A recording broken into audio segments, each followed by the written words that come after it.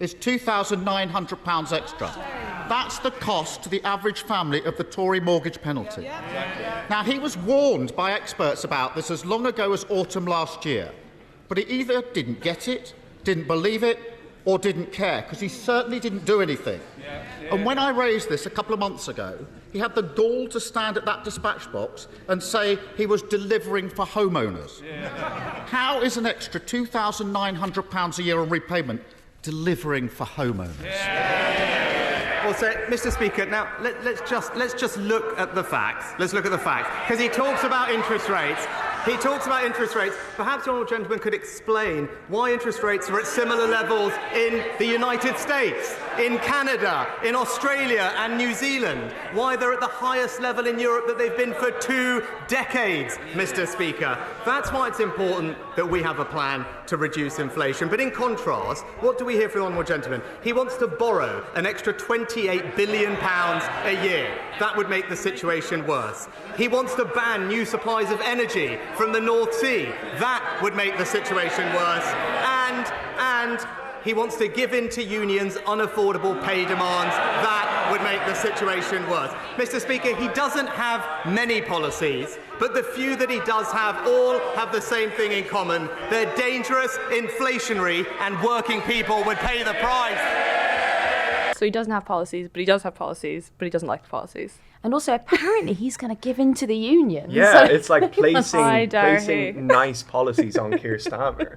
It's like it is like he's the never worst do person that. you know just made a great point. Yeah. Like, oh, he's going to do that? Oh, no. Fantastic. Yeah. You know? All the nurses flock to him. It's very Osborne, actually. Very Osborne, what he had to say. It's like defending the austerity policies and, you know, kind of giving the big Cameron cheese. I mean, the difference there is about a decade. That Yeah. they're like, he's But like, no, changed? guys, it will work, promise. Like, just give me like another year, I promise it'll work. Like, He was out over the weekend, actually, Osborne. Did you see that? He was out yesterday, wasn't he? Oh, was it yesterday? Yeah, we was at the COVID inquiry yesterday. Oh, well, I'm sorry. I've been off with grief, Sean. So I'm sorry that my dates don't align.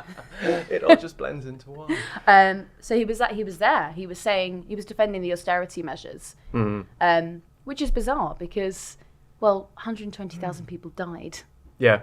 Well, it's like he basically echoed what Cameron said on Monday or Tuesday. I can't remember which day it was.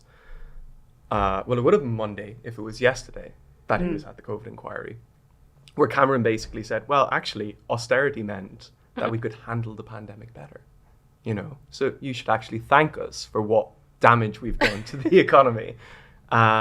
Did you feel that? I mean, did he explain that, or was he just like, well, you should thank us? I Don't didn't watch ask me Osborne. anything about it. Yeah.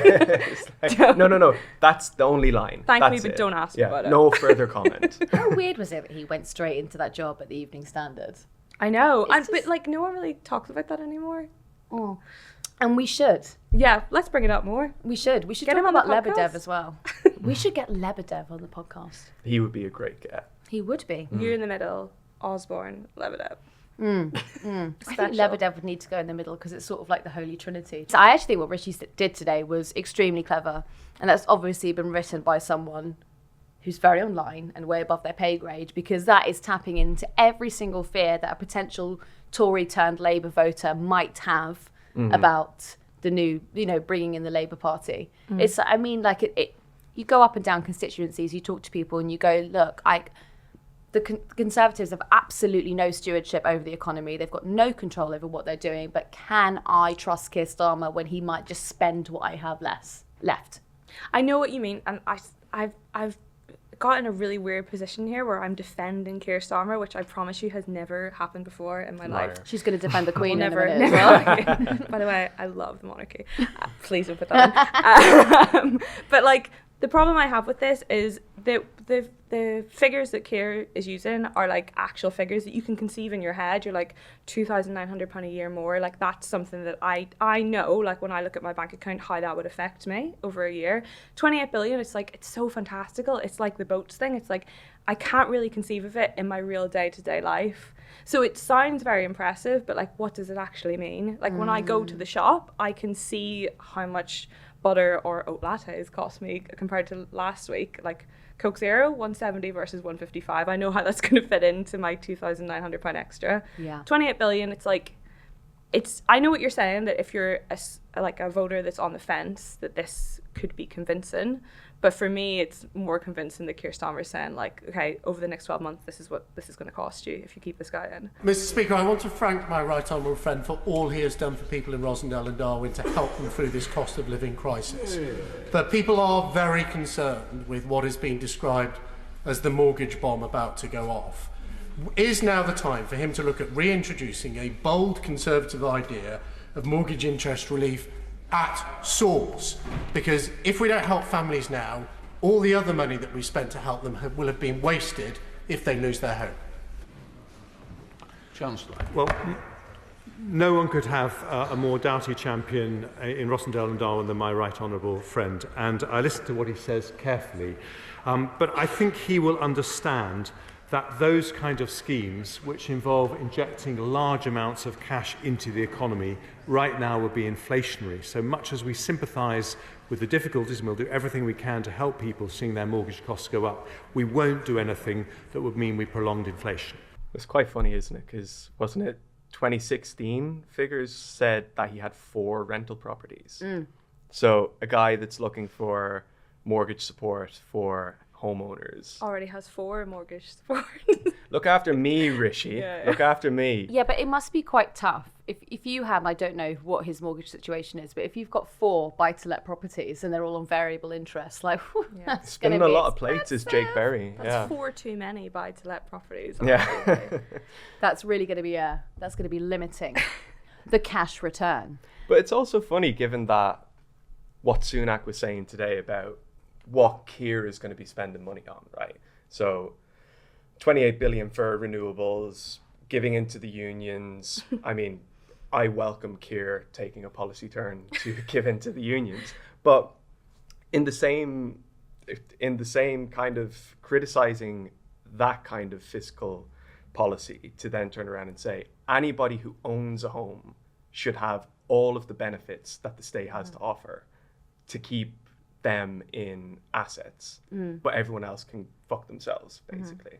You know, every single argument that is used against rent controls is somehow being used for a mortgage safety net, which I just don't understand. Because the whole argument about rent controls, and this has not been explained to me by economists, this has been explained to me by Tory MPs, who explained to me very graciously that, well, we can put caps on rent, but listen, when we lift those caps, they're going to put it right back up. It's like, what do you think the banks are going to do? Like, the banks are going to go, oh, God, we really had to suck up some of this profit. So, you know, like, at the end of that fixed term, you're going to go, right, guys, the variable interest rate's back up. Yeah. Obviously. I guess that the thing with rent controls, like, if you have mortgage controls, which is what he's arguing for, my worry is that it's not going to filter in to what I think would be presumed to be like rent controls by virtue of that. Like, I don't know if you guys have noticed this, but certainly with me, it's happened to me and it's happened to my friends that their landlords have come to them and been like, my mortgage has gone up, and so as a result of that, your rent is going up because you're subsidizing my mortgage. So like, it seems like the unspoken thing in this is like, if you bring in controls for mortgages, we will then not have to, you know, like our per buy to let, my 4 tenants will not have to pay more rent. But I just don't trust it. I think they could bring in mortgage controls and your rent would still go up. Like once a year, they would just turn around and be like, oh, I've just decided to put an extra £500 in it. Right? Why would they not? If they're sitting pretty on what they were on or what they were paying already, then they can say, oh, fantastic, I can pass that on to my tenant. You know, it's not going to happen. And it's never, you know, those prices never come back down again. There's no incentive to bring them back down unless you suddenly have like a new influx of supply, which if we look, you know, if we glance at the house building figures, that's not coming.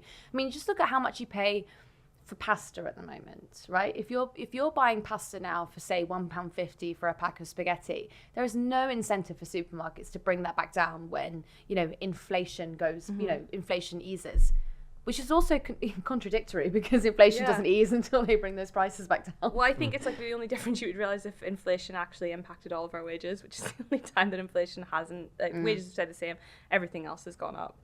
But I think like with regards to like rent and mortgage inflation, like even like 2 or 3 years ago, this was more of an unspoken thing. Like, everyone knew that they were subsidising their landlord's mortgage, but it was, you know, you didn't actually look into it as much.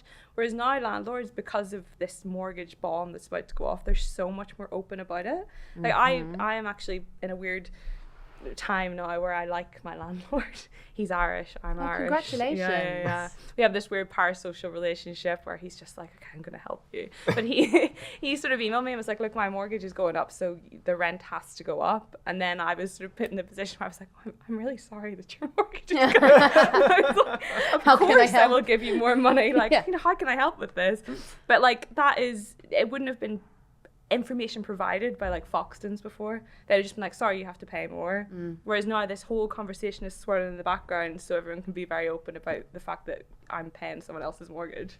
I mean, I think we need to have quite a radical rethink about how we do housing. I mean, it's sort of lost on it's lost on anyone who's not a renter that housing should be a right, not a privilege, and housing, it shouldn't be viewed as a commodity, if that makes sense. But that's if you have people in the House of Commons that have openly like 4 or 5 buy-to-let properties, like of course that's going to filter down that we see it as a commodity. I don't think anyone should have 4 or 5 properties. Like, you know, no one needs that amount of housing. And when you look at like their housing targets, like on the surface level, they're not like, you kind of look at it, and if you're glancing, you're like, oh, they've not missed it by much. You know, they want to build 300,000 houses a year, and they've built 205,000 houses a year. Well, like, that's not much difference until you're wanting one of the 95,000 houses that are missing. You're like, God, I can't find them. But I think like it's not necessarily to have public housing stock. It doesn't necessarily mean that you need to eradicate landlords. You just need to build houses, right? Like what you're saying, and support the businesses that are building those houses, and not just in London. Like, we're, you know, kind of all in a bubble here as well, that we're like, oh, there's no houses in London, we all have to live in London, it's London prices. But like, it's not just impacting London, like especially when you're like, there was this chat on Sky News today about like SMEs and how they're not supported, and how if they run out of money in areas, specifically like leveling up areas, they'll just run out of money and be like, okay, we'll just, you know, we can't finish this project. So now none of those houses are built, and you know, that's it. No, definitely. I mean, it's a problem. It's a really big problem in Glasgow. We found that. We were actually there to report on another story back in August last year, and what we actually stumbled upon were these like reams and reams of students like queuing for hours to view one property. It was extraordinary, and I know that's happening in London and Manchester, but and in Belfast, Dublin, yeah. I mean, I really worry that like we are going to end up in a situation like Dublin here, where it's fairly normalised to share a bedroom with a stranger. Oh God! Like, I remember having a chat with Ed once, and I spoke about room sharing as though it was a normal thing. I've never shared with anybody other than my partner here, but I was telling a story about a friend of mine. I was like, you did look around the room, and I was like, what's going on? It's very progressive here at Jim. I was telling a story about a friend who shares a house, or shares a room in a house in Dublin, not realizing that it isn't a thing here to do. And then it left in my head going like, oh, well, I suppose you'll learn in a year's time or 2 years' time. Like, obviously, London has got far more stock than Dublin has, probably than Dublin will ever have. But if it continues the way it's going, where there's just not sufficient housing for the people that are here, you're going to have a scenario where you're having to split a room between 3-4 people. I mean, it is happening. Like, you see it on like those Facebook groups where people are like, you know, sublet my room for 5 hours while I go to Big Sainsbury's. Like, they want people to share rooms, and people will do it because they're desperate. And like, it's normalised in Dublin, so if you have people coming up from Dublin over to London, they're already used to it, and then it just kind of like gets worse and worse and worse, and people just accept it. Like, people we're are having renting slums of Irish people in London again. Why are you smiling?